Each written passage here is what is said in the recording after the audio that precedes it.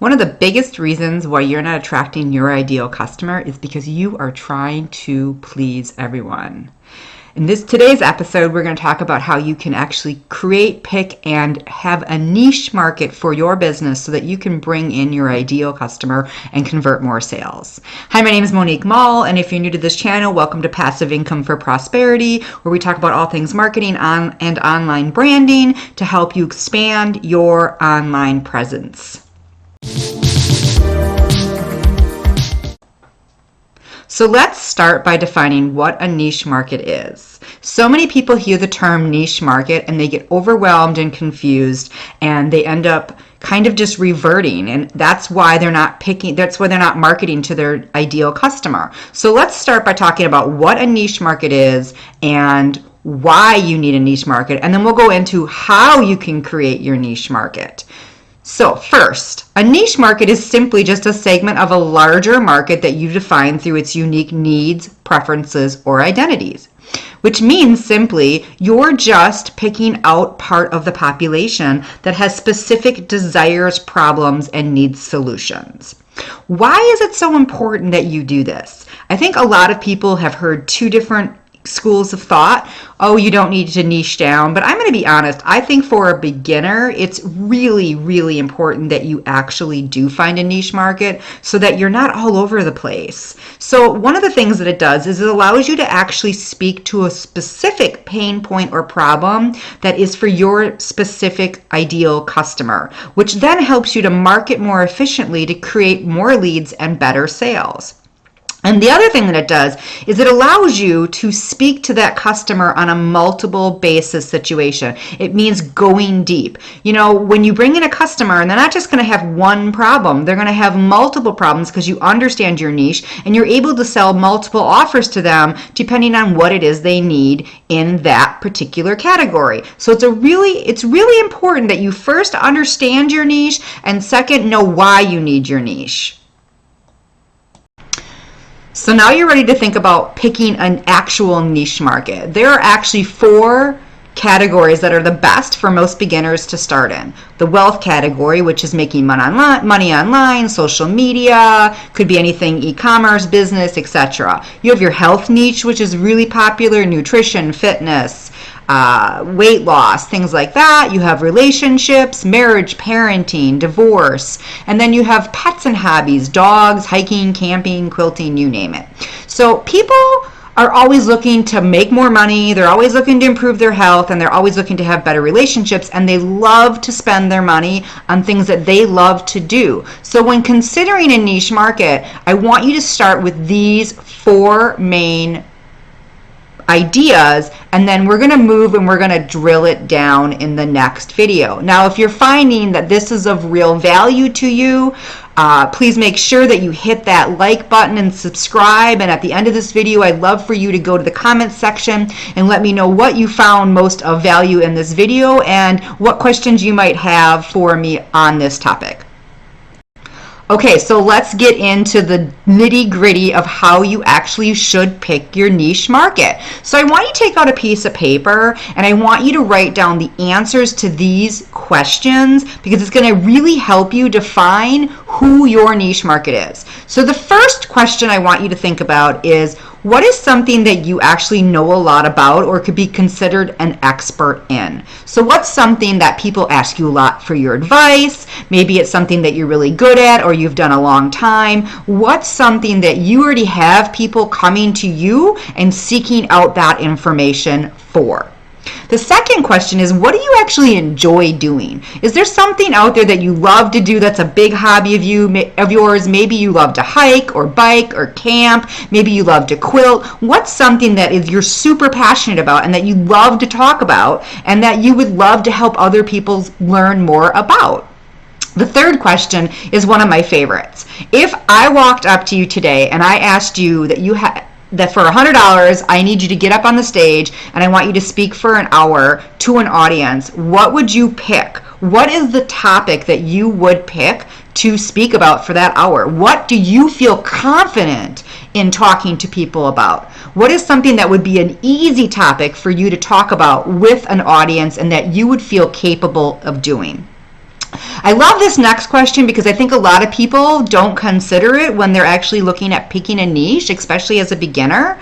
What's something that you'd actually like to learn? So one of the best ways of marketing is teaching people. And one of the best ways to learn is to find something new to learn about. So rather than finding something that you have a lot of information about, maybe there's something that you've always wanted to do. Maybe it's a hobby or a part of your business that you'd like to dig in deeper to. And you're like, gosh, I really want to learn about this. Like for instance, some people, maybe they want to learn about sales funnels and affiliate marketing, or maybe some people want to learn about a new hobby, like maybe you want to learn about fishing, and you can take your followers on that journey with you, and while you're doing that, you can then affiliate any of those items that you're using and create income that way. And lastly, this is probably my favorite way to pick a niche market because it really identifies with who you are. You've probably heard the term, you can turn your mess into your message. So what is a problem that you yourself have overcome? So I'm going to give you an example. Myself. I was in the weight loss industry for about 7.5 years. And the reason I was in that industry, one, is because I had really bad health, and I actually found a system that helped me to lose like 45 pounds. And because I was on that journey and I was learning about health and I was changing my lifestyle, I was able to take that mess and make it my message. And my message was to help people learn to get healthier in a very uncomplicated way.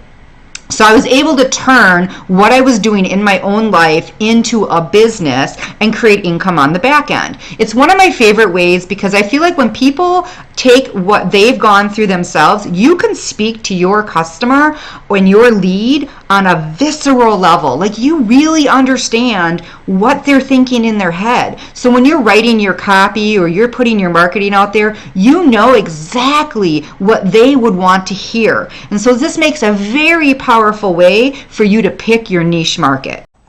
Okay, so you have your niche market. We need to actually now drill it down. And what does that mean? You've got a broad idea of who you want to speak to, but we want to actually push it into a sub-niche. You want to target in on a very specific group of people when you're first starting out. And as you grow, you can widen your circle, but this allows you to really speak to that customer and that customer specifically. So here's some examples. You want to get into the health world. You're going to get into weight loss. You want to deal with weight loss with women. You want to deal with women over 40 in weight loss. You're thinking, oh, there's a lot of women over 40 with diabetes.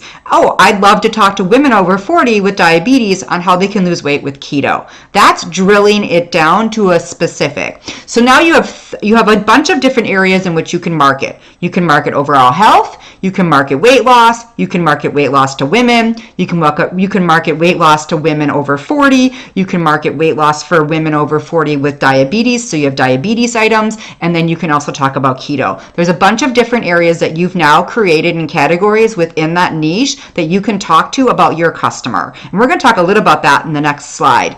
But okay, let's talk about travel. So travel is something that a lot of people love, and a lot of people, why don't you want to get paid to travel, right? Who doesn't love to travel? So maybe you want to talk about travel for families. Maybe you want to talk about budget travel for families. Maybe you want to look at, and maybe you have a child with special needs. You're like, you know what? I'm going to start out a whole marketing campaign around budget travel for families with special needs kids. Now you have a specific target market who is going to be searching for this information, and you're able to provide that information for them based on how you picked your target market niche. So here we go into the next slide because you don't want to miss this. I'm going to give you some ways to really speak to these people and how you can move forward in your campaign.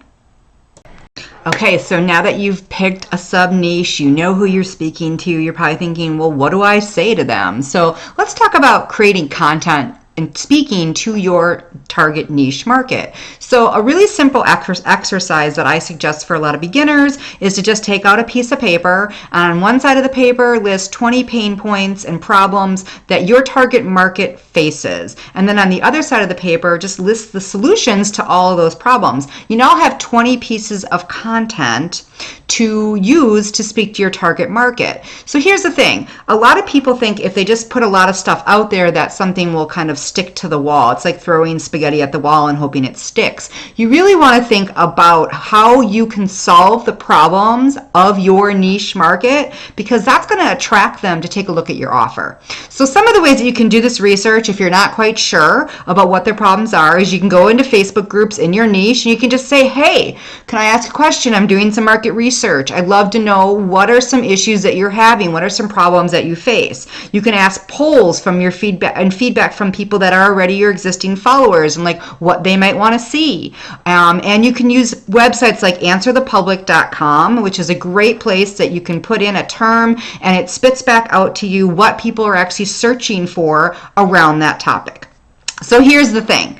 You know, when you're picking a niche and when you're deciding to sub-niche and when you're trying to figure out content, my one thing is just don't overthink it. You know, messy action is always better than not doing anything. Just sit down, do these exercises, start with something. You can always shift directions. You can always pivot your sales. If it's not something that's working, it's not like you can't say, you know what, gosh, I'm really not loving this. I'm going to move to this niche. You can even build on the niches that you're on. So I hope this was of value to you. I hope, again, make sure to smash that subscribe button and follow us for weekly trainings, and drop in the comments what you did find valuable in this particular video, as well as know that I'm going to be adding all the links in this video to things that are going to be helpful tools to you, including the marketing program that I promote and work with because they've taught me so much. If you're looking for a way to learn more about your marketing, maybe you want to check that out as well.